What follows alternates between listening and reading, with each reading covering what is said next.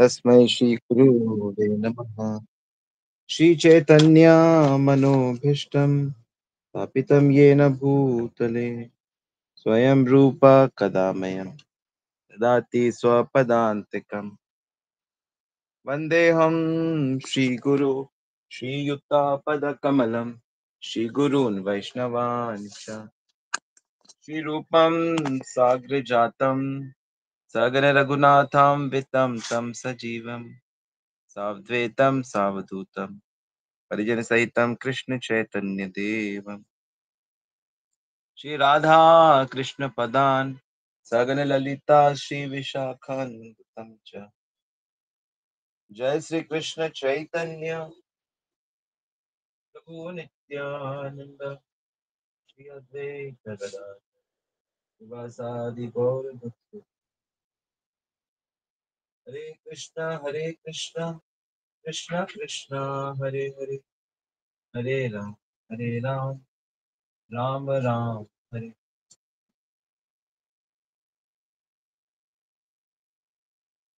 हरे कृष्णा, सभी का बहुत बहुत स्वागत है नित्य श्रवण की कथा में। और मैं सोच रहा हूँ आज थोड़ा जनरल टॉक की जाए, आज प्रश्नोत्तर सेशन लिए जाए। तो आप लोगों के कोई भी प्रश्न है तो आज आपके पास अच्छा मौका है पूछने के लिए।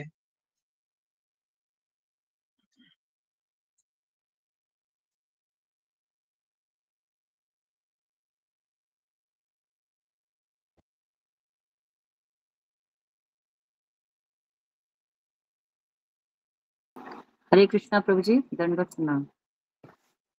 जी हरे कृष्णा ऋतु माता जी। हाँ जी प्रभु जी, जैसे सारी बातें तत्व को जानने की और आत्म स्वरूप को जानने की होती हैं कि अपने स्वरूप को पहचानना है। और तो शुरुआत में ओके आगे और आत्म स्वरूप को पहचानना है कि जैसे कई शास्त्र हैं या वो हैं बुक्स हैं, उनमें लिखा रहता है आत्म स्वरूप को पहचानना मतलब भगवान को अपने अंदर देखना। साक्षी नहीं नहीं परमात्मा तो सबके अंदर। ये नहीं आत्मस्वरूप। जी प्रभु जी, वही पूछना चाह रही हूँ प्रभु जी, क्योंकि उस चीज को जैसे भगवान समझना श्री कृष्ण है, जैसे भगवान श्री कृष्ण है, तो भगवान श्री कृष्ण का नित्य विहार भगवत धाम में होता है, गोलोक वृंदावन में होता है। तो श्री कृष्ण इस भौतिक जगत में हमारे साथ परमात्मा रूप से रहते हैं, हमारे हृदय के भीतर। जैसे जहाँ पे आत्मा रहती है ना, वहीं पर विष्णु का एक रूप धारण करके हमारे साथ रहते हैं।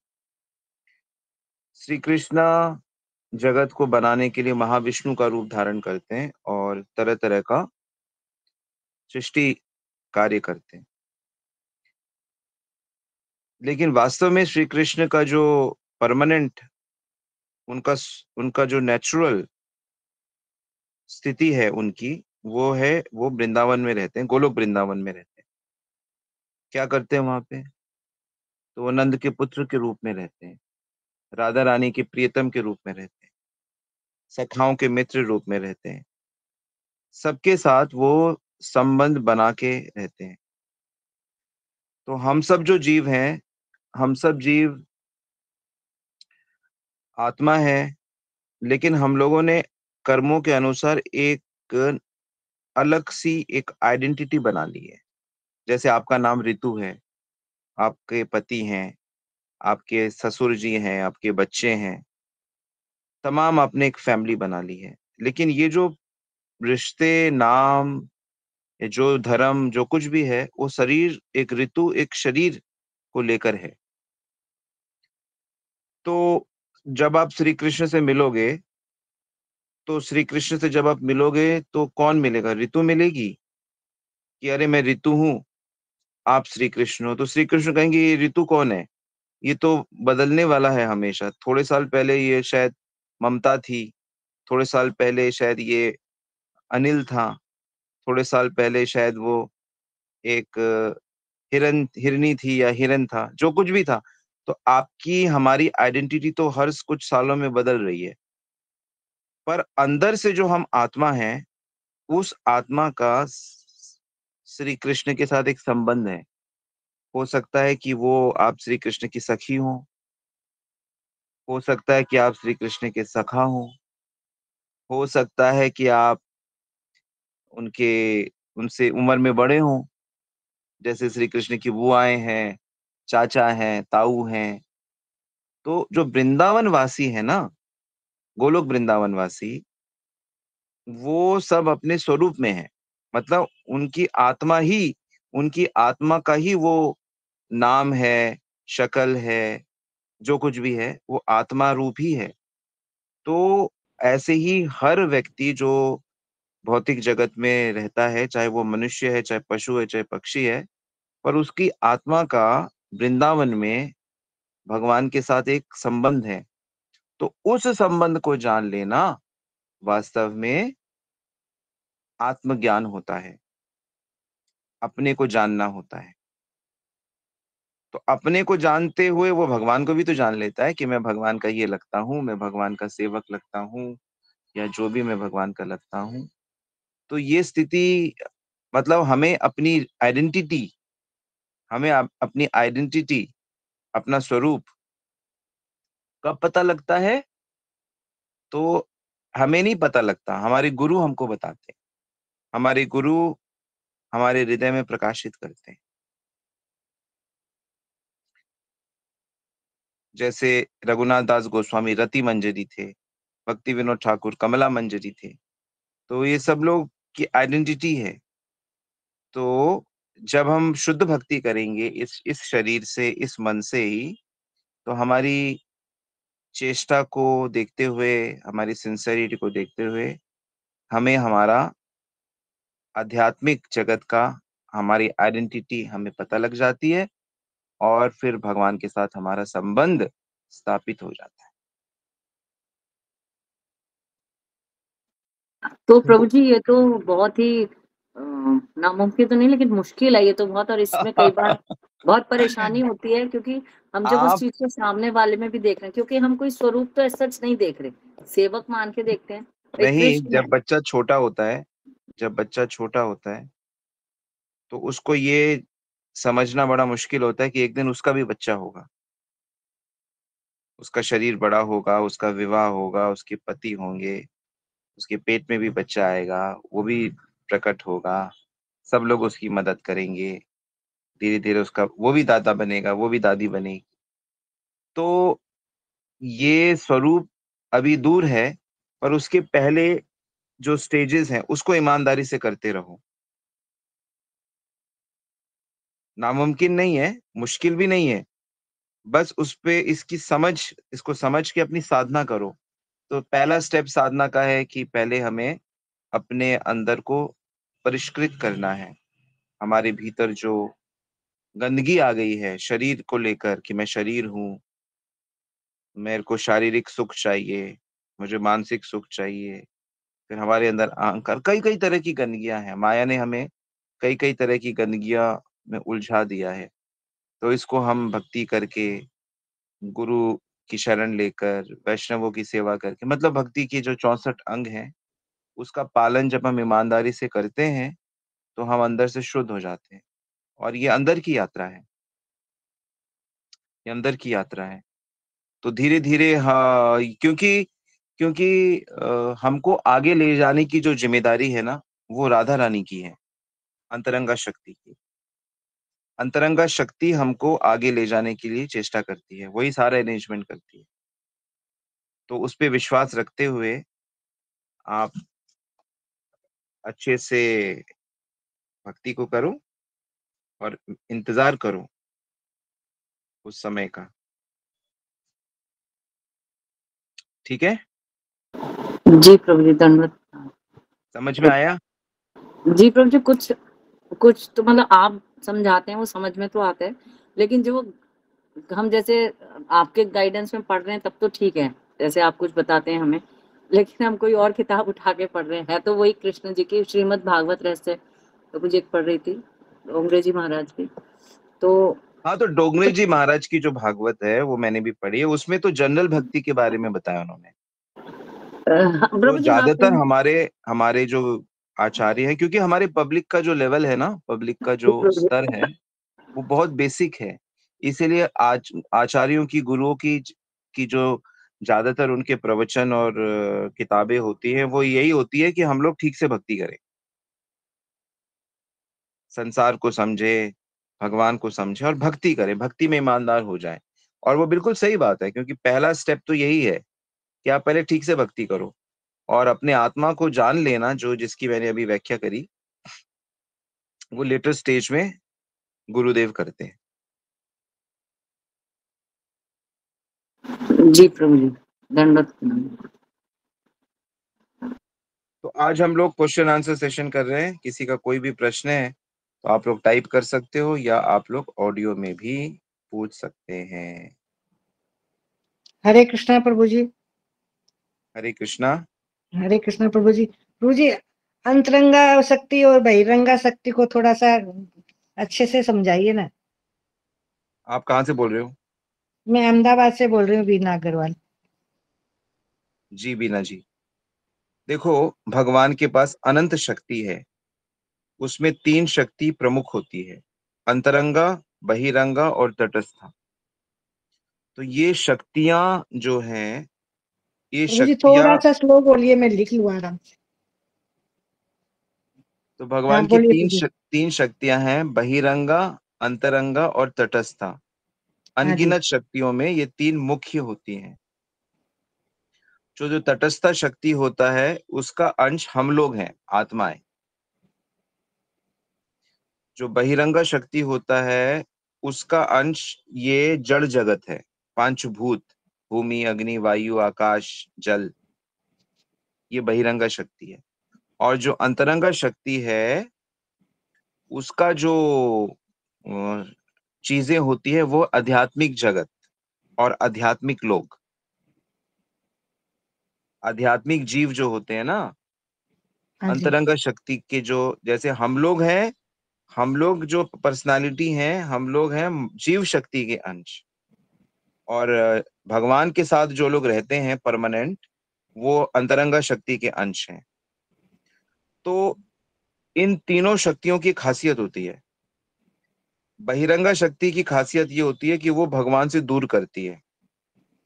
अंतरंगा शक्ति की खासियत होती है कि वो भगवान के पास रखती है, पास ले जाती है और पास ही रहती है। और जीव शक्ति की, तटस्थ शक्ति की खासियत होती है कि वो हमेशा मौका देती है कि इसके साथ रहना है कि उसके साथ रहना है। तो चूंकि हम लोग जीव शक्ति हैं, इसलिए हम लोगों के पास मौका है कि हम लोग बहिरंगा शक्ति में रहें कि भगवान के साथ रहें। तो क्योंकि हम लोगों ने बहिरंगा शक्ति को चुन लिया, तो बहिरंगा शक्ति फिर हमको अपना कपड़ा पहना देती है, तो हमको शरीर दे देती है।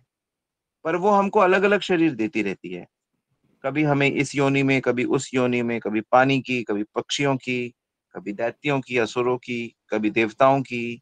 वो हमारे कर्मों के अनुसार, हमारी इच्छाओं के अनुसार ऐसा होता है। और फिर बीच में क्या करते हैं, भगवान कृपा करके हमें मानव योनि देते हैं कि ये मानव योनि में, मानव योनि में तुम बहिरंगा से अंतरंगा में आ सकते हो। बाकी योनियों में तुम नहीं आ सकते, बाकी योनि तुम्हें पूरी काटनी पड़ेगी, क्योंकि वो तुम्हारे कर्मों का फल होता है, मानव योनि में किए गए कर्मों का फल होता है। तुमने पहले वो चुन लिया था। तो इसलिए बहिरंगा शक्ति को माँ दुर्गा देवी संभालती है, अंतरंगा शक्ति को राधा रानी संभालती है। दोनों एक ही देवी हैं पर उनके अलग अलग रूप हैं। तो दुर्गा देवी का यही काम है कि जो भी जीव उनको दिया गया है वो उनको संभाल के रखें, लेकिन उनको बहिरंगा में ही रखें और उनके कर्मों के अनुसार उनको फल देती रहे। उसी को हम प्रकृति माता बोल देते हैं, उसी को हम माया देवी बोल देते हैं, पर मूलतः वो दुर्गा देवी है। वो निकलने कब देती है? तो जब ये राधा रानी यानी कि अंतरंगा शक्ति, जिसको भक्ति भी कहते हैं, वो भक्ति देवी का जब हम सहारा लेते हैं और बहिरंगा में रहते हुए भी जब हम मानव जन्म में भक्ति करते हैं, तो धीरे धीरे हम क्या करते हैं, इसके प्रभाव से हटके उसके प्रभाव में आते हैं और फिर वो हमको आध्यात्मिक जगत ले जाती है। तो बहिरंगा शक्ति में क्योंकि हमारी इच्छाएं अनगिनत हैं, तो इसलिए अनगिनत बार उसको हमें अलग अलग शरीर देना पड़ता है। अभी भी तो आप एक तरह का कर्म का फल भोग रही हो और नए नए इच्छाएं पैदा कर रही हो। तो सारी इच्छाएं आपको धीरे धीरे दुर्गा देवी पूरी करेंगी, उसमें करोड़ों साल भी लग सकते हैं। लेकिन अगर हम उसमें चुन ले कि नहीं, हमको कोई भी भौतिक चीज नहीं चाहिए, हमको आध्यात्मिक चीजें चाहिए, हमें भगवान चाहिए, हमें कृष्ण चाहिए, हमें अपने घर वापस जाना है, तो फिर वो हमें अंतरंगा शक्ति खींच लेती है और वो हमें भक्ति करा के हमें ट्रेन कर देती है। जैसे गुरु होते हैं, वैष्णव होते हैं, ये सब अंतरंगा शक्ति भेजती है हमारे पास और हमें लायक बनाती है। हम बार बार गिर जाते हैं, क्योंकि गिरते हैं मतलब हम लोग, हमें अभ्यास है बहिरंगा चीजों का। तो हमें काम का अभ्यास है, हमें प्रेम का अभ्यास नहीं। काम का मतलब होता है अपना सुख, प्रेम का मतलब होता है कृष्ण का और दूसरों का सुख। तो यही स्ट्रगल चल रही है। और जैसे ये प्रवचन है, आध्यात्मिक प्रवचन, तो ये अंतरंगा शक्ति के चैनल से आ रहा है। किनके लिए? बहिरंगा लोगों के लिए। तो बहिरंगा शक्ति में जान नहीं होती वैसे, उसमें कोई जीवन नहीं होता, अंतरंगा शक्ति में जीवन जीवन होता है। तो इस तरह थोड़ा सा आप इसको समझ सकती हो। कुछ समझ आया आपको? हाँ, हरे कृष्णा प्रभु जी, बहुत अच्छे से समझ लिया। तो अभी क्या करना है?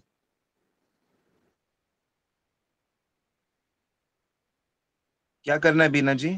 हाँ जी प्रभु जी, क्या करना है फिर?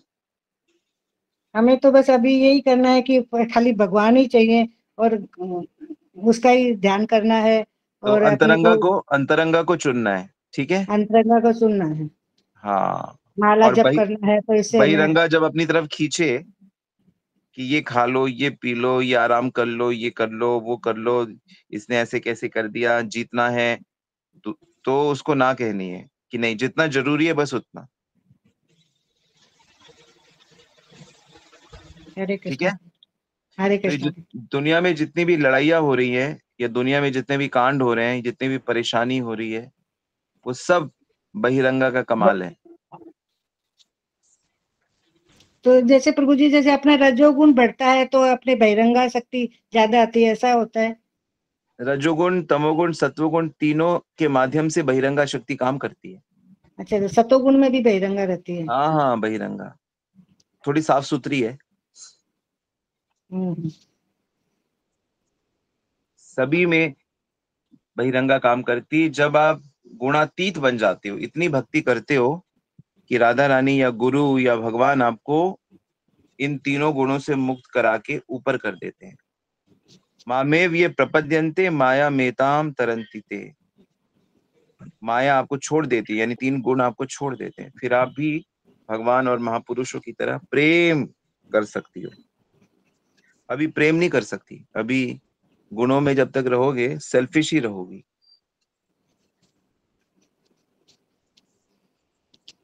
हरे कृष्णा। जी हरे कृष्णा।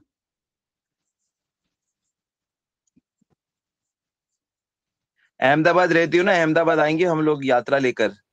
आइए प्रभु जी, द्वारिका आइए। और द्वारिका और सोमनाथ जी, सितंबर 17-18 को शायद है। हाँ प्रभु जी, आइए जरूर। जी, तो वहां पे एक दिन अहमदाबाद रुकेंगे और हाँ, बाकी कहाँ दिन, पे रुकेंगे प्रभु जी, बताइएगा, हम आएंगे। जी वो तो व्यवस्था करेंगे, अभी तो बताएंगे फिर आप। हाँ जी प्रभु जी। जी। हाँ जी। तो जो भी प्रभु जी, चलना चाहेगा। आप दिल्ली से बोल रहे हैं कि वृंदावन से? जी, दिल्ली, अभी तो दिल्ली से बोल रहा हूँ। हाँ जी, आप रहते कहाँ, वृंदावन? वृंदावन राधा। हाँ। जी। हाँ, हरे कृष्ण। एक ओके। मिनट। कोई और प्रश्न किसी का? हरे कृष्णा प्रभु जी। हेलो। हरे कृष्ण। हरे कृष्णा प्रभु जी, हरे कृष्णा। हरे कृष्ण जी। तो यहाँ पे अहमदाबाद में तो है ना, इस्कॉन मंदिर है, वहाँ पे काफी अच्छी व्यवस्था है रहने की।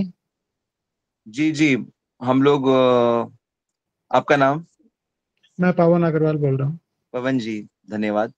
हाँ, अभी वो हमारे मैनेजर्स देखेंगे कैसे कहाँ क्या व्यवस्था करनी है। कितने लोग होते हैं उस टाइम पे आपके यहाँ हमें नहीं ग्रुप में? पता, अभी जितने लोग अप्लाई करेंगे अच्छा, 40 अप्लाई या करेंगे। 80 या 100 ऐसे ही होंगे।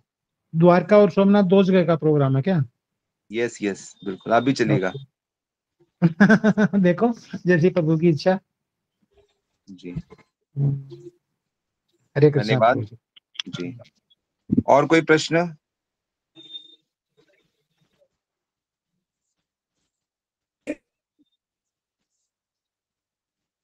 ओके, यहाँ पे प्रश्न आया है शिखा माता जी का।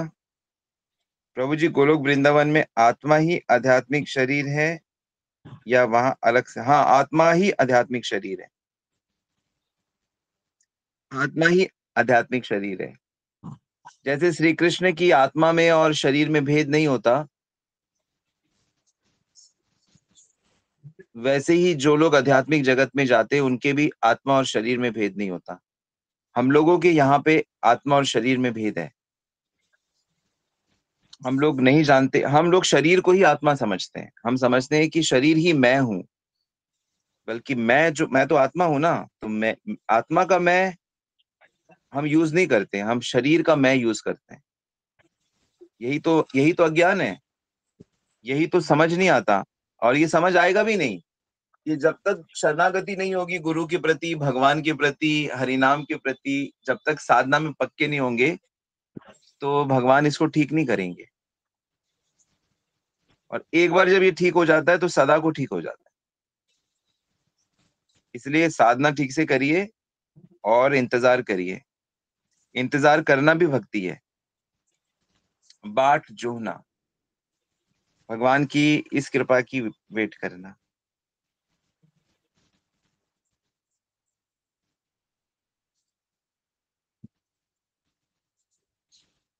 ओके ओके, यहाँ पे प्रश्न है सुमन माता जी का। हरे कृष्ण प्रभु जी, मुझे सिर्फ भगवान राधा कृष्ण राधा रानी चाहिए, बिना कुछ इच्छा किए प्रभु से जुड़े रहें, उनकी सेवा करते रहें, उनकी सेवा करते रहें। वही हमको जाना है 17 तारीख को, युद्धि को लेकर चलना, हम भी साथ में चल। तो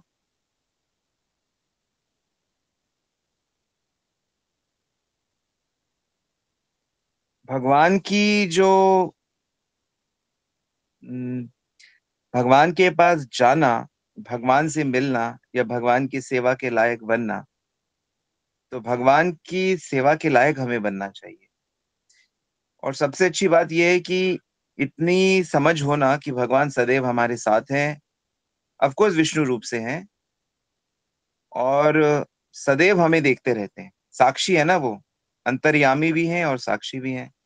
तो जिसको ये रियलाइजेशन हो जाता है, जिसको ये बोध हो जाता है कि मैं अकेला नहीं हूं, सदैव भगवान मुझे देख रहे हैं, और असली भक्ति तो अकेले में ही होती है। पर क्योंकि हम लोग अकेले में, माया हमको पकड़ लेती है, इसलिए हम लोग भक्तों के साथ भक्ति सीखते हैं और भक्तों के साथ प्रैक्टिस करते हैं, और फिर धीरे धीरे धीरे हम लोग अंतर्मुखी बन जाते हैं, और फिर हम अकेले में भी भजन करते रहते हैं।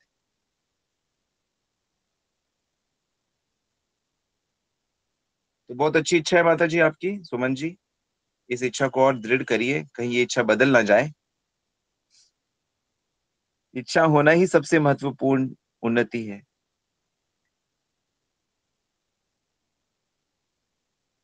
यहाँ प्रश्न है, पर यहाँ आत्मा का साइज छोटा है, गोलोक में बड़ी हो जाती है आत्मा। आत्मा जो है वो सुप्त अवस्था में है, चिद कण है, आध्यात्मिक कण है, लेकिन वो सुप्त अवस्था में है।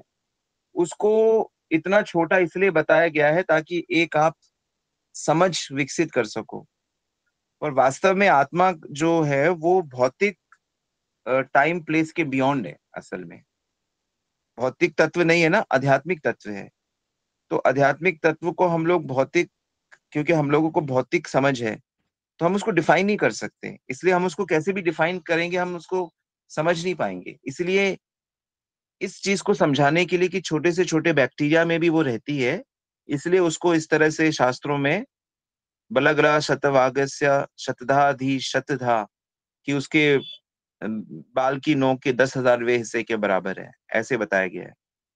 पर आचार्य बताते हैं कि वो इस समय ना सुप्त अवस्था में है, और सुप्त अवस्था में होने के कारण वो इतनी छोटी है। लेकिन जब उसे आध्यात्मिक बल मिलता है, यानी कि आध्यात्मिक भक्ति मिलती है, उसके स्वरूप की सच्चिद आनंद शक्तियां उसमें प्रवेश करती हैं, तो वो अपने स्वरूप को प्राप्त कर लेती है। तो उसकी चिंता मत करिए,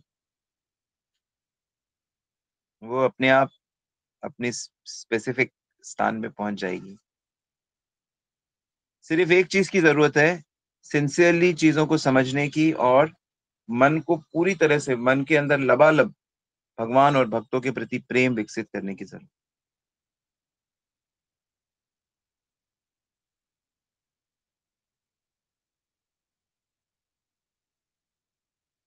ओके, यहाँ पे प्रश्न है टाइम मैनेजमेंट के बारे में बता दीजिए। भाई टाइम मैनेजमेंट तो मैनेजमेंट वालों का काम है। भक्तों का क्वालिटी ये होता है अवर्थ्य अवर्थ्य कालत्वम। भक्त लोग अपना समय व्यर्थ नहीं करते। तो समय व्यर्थ नहीं करने का मतलब है, समय व्यर्थ इसलिए होता है क्योंकि हमारा मन भौतिक है, तो मन हमेशा भौतिक क्रियाएं करता रहता है। व्यर्थ नहीं हो रहा है, वो भौतिक क्रियाएं करके भौतिक एंजॉयमेंट कर रहा है। कोई व्यक्ति कुछ तो कर ही रहा है ना, सो रहा है, तो वो आराम का आनंद लेना चाहता है। कोई फिल्म देख रहा है तो फिल्म का आनंद लेना चाहता है। कहीं घूम रहा है, खा रहा है, पी रहा है, तो वो हमेशा आनंद आनंद आनंद लेने की चेष्टा कर रहा है। तो जिसमें कुछ गलत नहीं है,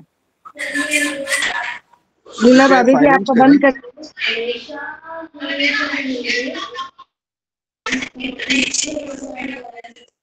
लीला भाभी तो आनंद लेने की चेष्टा हर व्यक्ति हर समय कर रहा है। अब क्योंकि अब हम लोगों को कैसे भी करके ये पता चल चुका है, हम लोगों को ये ज्ञान हो गया है गीता से, गुरुओं से, कि हम तो आत्मा है और हमें अपना आध्यात्मिक स्वरूप प्राप्त करना है, हमें घर वापस जाना है। तो अब हमें अपना टाइम उस चीज के अनुशीलन में लगाना है, उस चीज को डेवलप करने में लगाना है, कि अंदर से जो हमारा पर्सनालिटी है, अंदर से जो हमारा माइंड है, इंटेलिजेंस है, हमारी इंद्रियां हैं, इंद्रियों को हमें प्योर करना है। जैसे शमा दमा तपा शौचम, जो यम नियम के बारे में शास्त्र बताते हैं। तो बेसिकली हमें अपने आप को अंदर से ठीक करना है। तो इसलिए हमें अपने टाइम को बचाना है। ये बचाना क्या है, हमें अपने टाइम को भक्ति में लगाना है। तो उसके लिए आप टाइम टेबल बनाओ। तो मैं तो भगवान से रोज ये प्रार्थना करता हूँ कि सदा आपकी नवदा भक्ति में संलग्न रहूं। तो अगर मान लो मैं जप नहीं कर रहा तो मैं कीर्तन कर रहा हूँ, कीर्तन नहीं कर रहा तो अध्ययन कर रहा हूँ, अध्ययन नहीं कर रहा तो स्मरण कर रहा हूँ। मुझे तो स्मरण करना बहुत अच्छा लगता है। भगवान की लीला स्मरण करो, लीला चिंतन करो, उनकी कृपा का चिंतन करो। जो जो चीजें उन्होंने आपको दी हैं, उसमें कृपा ढूंढो। तो ये चिंतन कहते हैं इसको। या भक्तों का संग करो, या भगवत संबंधी चीजें देखो, सुनो, तो अनलिमिटेड चीजें हैं। तो उसको हमें भक्ति भाव तरीके से करते रहना है। इसी तरह अपने टाइम को यूटिलाइज करना है। अब चूंकि शरीर में है तो शरीर का भी ध्यान रखना है, क्योंकि परिवार के साथ रह रहे हैं तो परिवार का भी संबंध रखना है। क्योंकि आप कुछ जॉब कर रहे हो, कुछ पढ़ाई कर रहे हो, तो उसमें भी आपको अच्छी से अपने कर्तव्य करने हैं। तो इसलिए हर चीज को समय तो देना पड़ेगा ना। तो समय देना पड़ेगा, इसलिए टाइम, मैं एक सिस्टम फॉलो करता हूँ कि सुबह सुबह लिख लेता हूँ। एक छोटे से कागज में ना मैं डेली लिख लेता हूँ कि मुझे आज कब जप करना है, कब अध्ययन करना है, कब प्रवचन करना है, कब क्या करना है। तो उससे क्या होता है ना कि मन को पता रहता है कि अच्छा अब ये करना है, ये करना है, ये करना है। तो इस तरह हेल्प करता है। डेली का टाइम टेबल मैं बनाता हूँ।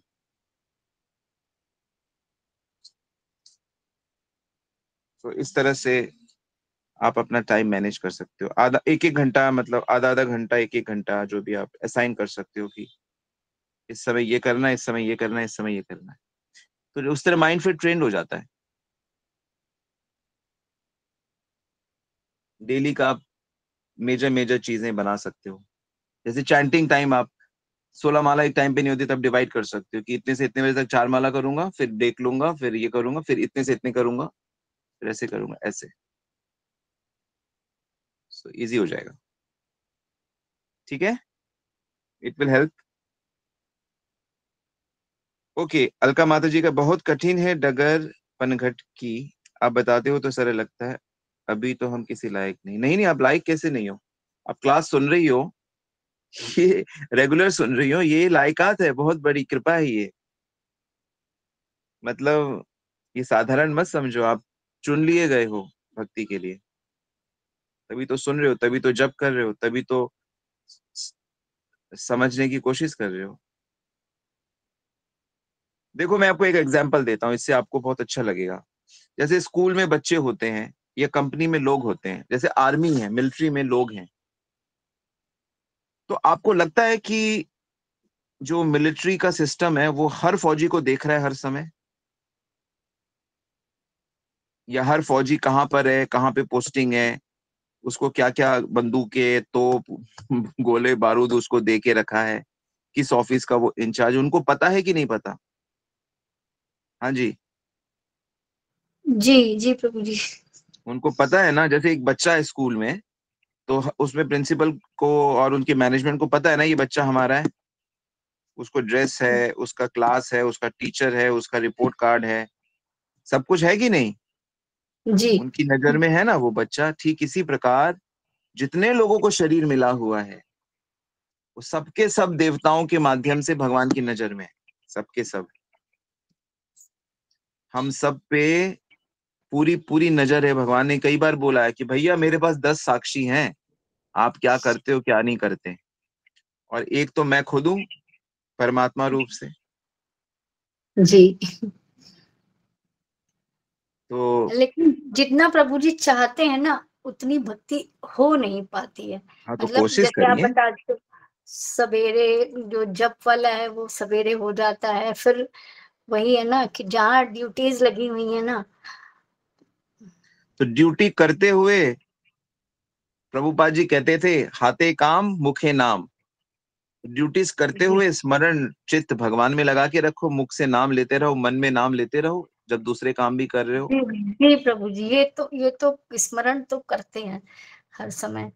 अब तो इतना अच्छा हो गया कि मान लो आपके पास मोबाइल है या स्पीकर है, आप बर्तन धोते हुए भी कीर्तन लगा सकते हो, प्रवचन लगा सकते हो, कितना कुछ आप मॉडर्न टेक्नोलॉजी का लाभ उठा सकते हो। जी प्रभु जी, धन्यवाद प्रभु जी, दंडवत प्रणाम। ओके, आशा माता जी का प्रश्न है, हरे कृष्णा प्रभु जी, क्या आपकी यात्रा सोमनाथ और द्वारका 17 से 19 के बीच में, 17 से 21 सितंबर, 17 को दिल्ली से जाएंगे, 21 तारीख को संडे वापस आएंगे? क्योंकि प्रभु जी अगर नवरात्रि दुर्गा पूजा में होती तो बच्चे भी, नवरात्रि उसी समय है शायद, या आगे पीछे थोड़ा, बाकी आप लोग कैलेंडर देख लीजिएगा, क्योंकि दशहरा में भी लोग घर पे रहना चाहते हैं। ओके, अंशुल प्रभु जी का प्रश्न है, हरे कृष्ण स्वामी जी, मेरे हमेशा से प्रीति बिहारी जी में रही, क्योंकि माता पिता बचपन से ही लेके गए, और बिहारी जी की रसिक परंपरा के हिसाब से तो राधा रानी श्री कृष्ण की भी स्वामिनी है। मेरे दिमाग में भी यही भाव है कि राधा रानी मेरी स्वामिनी है। क्या ऐसा? अरे ये तो वृंदावन वासियों के लिए है ना, वृंदावन वासी के लिए राधे राधे, क्योंकि वो अंतरंगा शक्ति में रहते हैं। तो जब हम भी वृंदावन वासी बन जाएंगे तो हमारे लिए भी राधे राधे। और उससे पहले जब तक हम माया में जी रहे हैं, जब तक हम भौतिक जगत में जी रहे हैं, तब तक तो हमको यहाँ से इलाज कराना पड़ेगा ना अपना। वृंदावन वासियों से कंपेयर नहीं करना चाहिए। चैतन्य महाप्रभु ने कहा वृंदावन वासियों से एक हाथ दूर रहो, उनकी भक्ति आप नहीं समझ सकते, उनकी स्वाभाविकी नैसर्गिक भक्ति है भगवान के प्रति, राधा रानी के प्रति। वृंदावन वासी राधे राधे करते हैं तो हम भी राधे राधे कर सकते हैं। हम कैसे राधे राधे कर सकते हैं? पहले तो माया से निकलना होगा ना, और कृपा उन्हीं की है। पर ऐसा नहीं कि हम राधे राधे बोल नहीं सकते, बोल तो सकते हैं, बोल तो रहे हैं, पर वे बोलना क्या बोलना होता है? राधे राधे बोलना क्या वाकई राधे राधे बोलना है? जब तक हम हृदय से उनके समर्पित नहीं होंगे, जब तक हमारा उनके प्रति प्रेम नहीं होगा तो वो राधे राधे बोलना राधे राधे हुआ क्या? ये बात आचार्य समझा रहे हैं। इसलिए वृंदावनवासी हमारे लिए पूजनीय है, हमें उनके ही भाव के, उनके ही पीछे भक्ति करनी है, उनकी ही कृपा से हमें राधा कृष्ण की प्रेम और भक्ति की प्राप्ति होगी, क्योंकि राधा कृष्ण उनके हैं, ब्रजवासियों के हैं। तो ब्रजवासियों के तो हम लोग दास के भी दास हैं। तो हम पूरे भारत से लोग वृंदावन जाते हैं और वहां पे सब राधे राधे सुनते हैं और कहते हैं हम भी राधे राधे। ऐसे कैसे? राधा रानी की भक्ति के लिए जो क्वालिफिकेशन चाहिए वो हासिल नहीं करोगे? नहीं, हम भी फौज में जाएंगे, हम भी फौजी। अरे फौजी बनने के लिए जो क्वालिटी है वो तो चाहिए ना आपको। ये तो सीधी सी बात है। इसीलिए भगवान ने ये परंपराएं और ये गुरु परंपरा की नाव नाव रूपी गुरु परंपरा बनी है। ये जैसे आप सुन रहे हो, समझ रहे हो चीजें, और धीरे धीरे आगे बढ़ो। नहीं तो एक तरफ राधे राधे भी करोगे और दूसरी तरफ मसाला भी खाओगे और नशा भी करोगे और नहीं करने वाले कार्य भी करोगे, तो राधा रानी की बदनामी के अलावा और क्या हो सकता है? इसको सहजिया कहते हैं, इसको दिखावटीपना कहते हैं। तो भक्ति कोई इतनी सस्ती चीज नहीं है। यहाँ सर दे के होते हैं सौदे। आशिकी इतनी सस्ती नहीं है, गोपियां समझाती हैं। तो पहले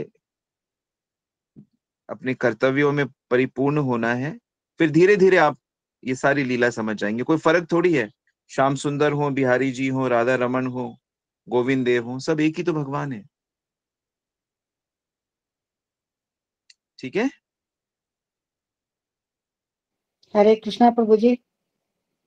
जी माता जी। हरे हरे कृष्णा प्रभु जी। आप बताए, हम 10 की नजर में हैं। एक आपने भगवान श्री कृष्ण बताया, और 9 किस किस की नजर में है वो? हाँ, ये 10 दिशाएं होती हैं। सूरज है, चंद्रमा है, वायु है, पृथ्वी है, अग्नि है। सो ये सब जो भगवान ने अपॉइंट किए हुए हैं, ये सब देवता जो हैं, ये सब साक्षी होते हैं हर चीज के। हरे कृष्ण।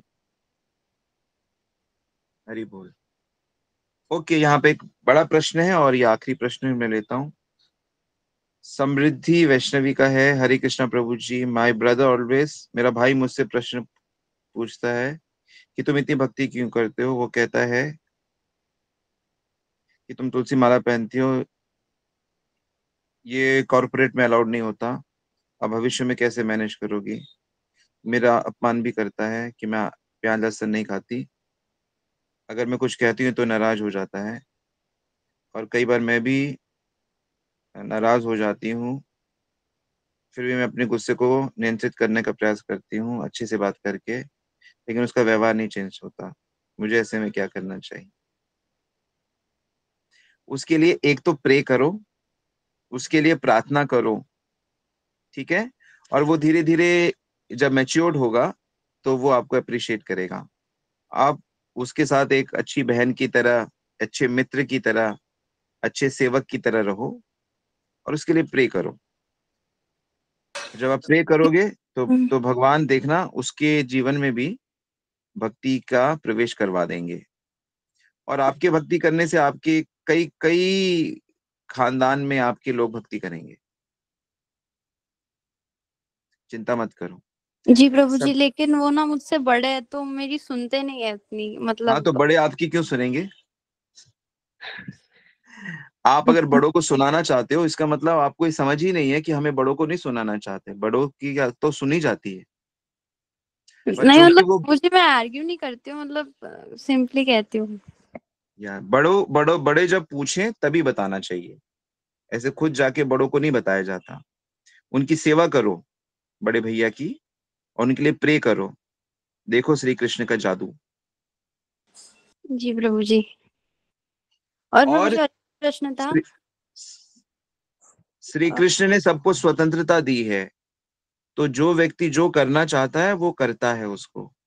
पर चूंकि वो हमारे रिलेटिव हैं, हमारे भाई हैं, माँ है, भाई पिताजी हैं, तो हम चाहते हैं उनके लिए, जैसे मैंने अपने मेरे परिवार में भी शुरू में कोई भक्ति नहीं करता था, लेकिन मैं प्रे करता था और धीरे धीरे सब करने लगे, रिलेटिव्स भी करने लगे धीरे धीरे। सो धीरे धीरे होगा। Yes, last question. Prabhu ji, मेरा एक प्रश्न था कि नित्यानंद प्रभु की कृपा कैसे पा सकते हैं, मतलब उनके प्रति और निष्ठा भाव, और फिर भाव कैसे ला सकते हैं अपने हृदय में? किसी की भी कृपा प्राप्त करनी हो तो पहले उनका स्वभाव जानना होता है, उनके बारे में जानना होता है, और उसके अनुसार यदि हम कार्य करेंगे मन से, वाणी से और शरीर से, तो उनकी कृपा प्राप्त होती है। तो नित्यानंद प्रभु की कृपा सबसे ज्यादा उसको प्राप्त होती है जो गौरांगा का गुणगान करता है, जो चैतन्य महाप्रभु को प्रेम करता है, जो भक्ति अच्छे से करता है। नित्यानंद गौरांगा के सेवक है, चैतन्य महाप्रभु के सेवक। तो चैतन्य महाप्रभु का गुणगान करोगे तो नित्यानंद की बहुत कृपा मिलेगी आपको। ठीक है जी प्रभु जी, हरे कृष्णा, धन्यवाद, प्रणाम। ऑल राइट, तो हम यहाँ रुक सकते हैं या किसी को और भी कुछ कहना है?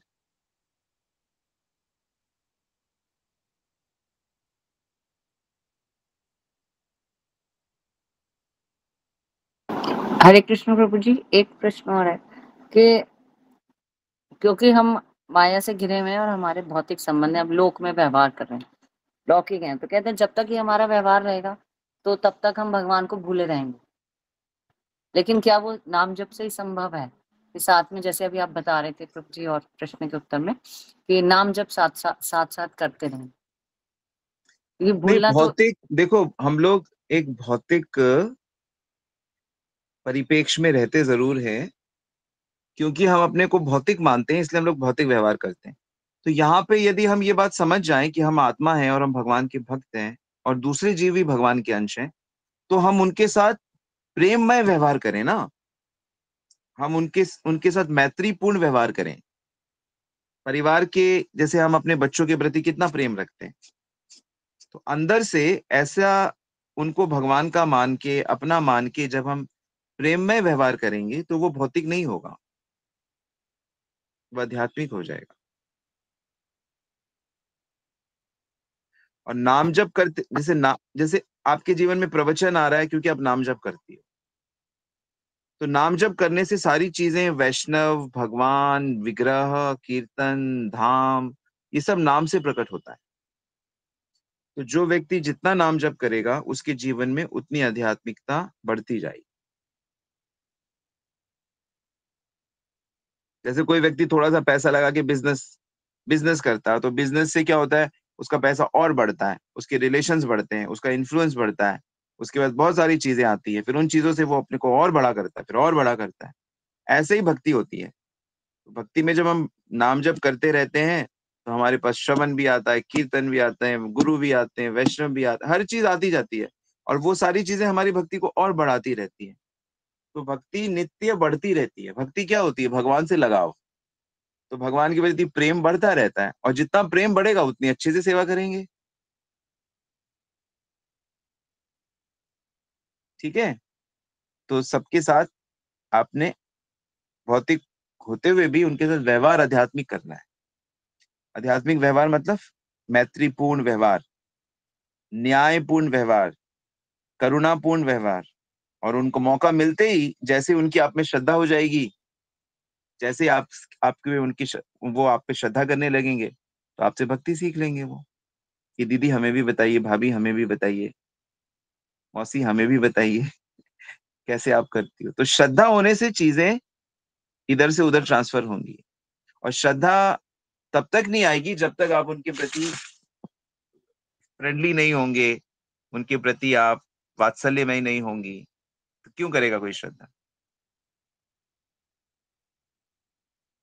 ठीक है, जी प्रभु जी। बस प्रभु जी एक चीज और, कि जैसे हम सुबह उठते हैं, सुबह जल्दी नींद खुल जाती है प्रभु की कृपा से, तो उस वक्त ये लगता है कि इस टाइम बिल्कुल भी समय बर्बाद ना हो, बस जब शुरू कर दो अभी, मतलब तो नहाने धोने का मिलता ही रहता है, समय बीत जाएगा बिल्कुल, 6 बजे तक तो बिल्कुल भी ना बीते। ये लगता है बिना नहाए धोए भी जब कर लो प्रभु जी, ये लगता है कि नहीं समय ठीक है, बर्बाद हो रहा अच्छी है। बात है, समय व्यर्थ नहीं होना चाहिए। तो आध्यात्मिक शास्त्रों में बताया गया है कि जो भी आध्यात्मिक चीज में जो समय जाता है वो व्यर्थ नहीं होता, अन्यथा सबकी उम्र सूरज चुरा लेता है रोज। तो जिसमें भी आप, जैसे हमारा ये समय जो हमारा जा रहा है ये हमारा व्यर्थ नहीं हो रहा है, इसमें हम आध्यात्मिक चीजें डिस्कस कर रहे हैं। ऐसे ही हर चीज है, भगवान का दर्शन, श्रवण, नवदा भक्ति, ये 64 भक्ति उस समय यूटिलाइज हो रहा है। ठीक है, जी ओके। प्रभु जी, एक और चीज कोशिश है, करते हैं। सुमन माता जी, हरे कृष्ण प्रभु जी, कुछ भी पूछने से डर लगता है उसका मार्गदर्शन करिए। नहीं, डरने की कोई बात नहीं है, जहां पे भी सच्चे लोग होते हैं वहां डरने की बात नहीं होती। चाहे कितना ही घटिया प्रश्न हो या कितना ही घटिया भाव हो, पूछ लेना चाहिए, क्लेरिफाई कर लेना चाहिए। ज्ञान होगा, समझ होगी तो डर दूर हो जाएगा। डरना है तो अपराध से डरना है कि अपराध ना हो जाए, अपमान ना हो जाए। भक्ति में डर की कोई जगह है नहीं वैसे।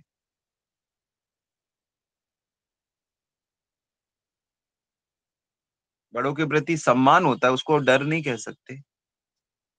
तो क्योंकि यहाँ पे कोई प्राइवेसी नहीं है, मतलब कोई प्राइवेट चीज नहीं है यहाँ पे। भक्ति में हर चीज ओपन है।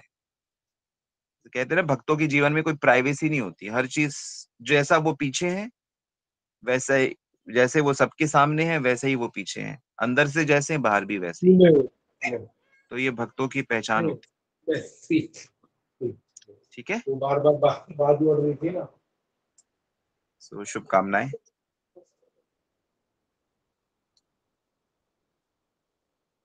ऑल राइट, सो धन्यवाद, आप सबने बहुत अच्छे प्रश्न पूछे। श्रीला प्रभुपाद की जय, श्री गुरु महाराज की जय, समस्त भक्तवृंद की जय। हरे कृष्णा प्रभु जी, दंडवत प्रणाम। सबको दंडवत।